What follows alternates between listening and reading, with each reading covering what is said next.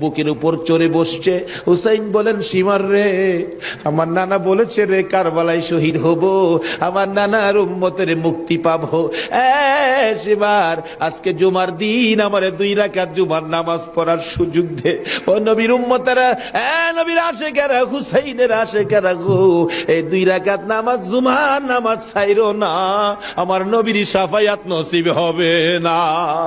রক্তে লাল হইয়া যদি হুসাইন 2 রাকাত জুমার নামাজ পড়তে পারে গো, আজকাল থেকে কথা দিতে হবে, জীবনে কোনোদিন জুমার নামাজ ছাড়তে পারবা না।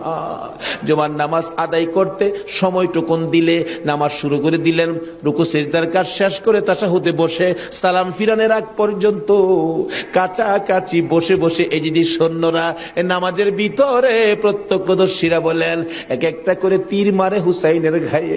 ডান দিক দিয়ে যদি তীরটা মারতো, বাম দিক দিয়া বেরিয়ে যাইতো, সামনে দিয়া মারলে পিছন দিয়া বেরিয়ে যায়। এই কিসিমের তীর গো, নামাজের ভিতরে বাহু তুরটা তীর লাগাইছে।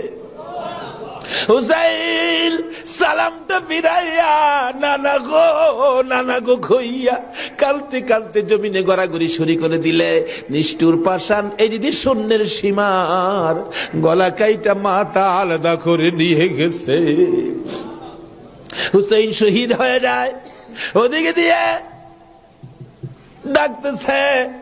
মুহররমের 10 তারিখ সন্ধ্যা যখন হয়ে গেল, উম্মে সালমা বলেন,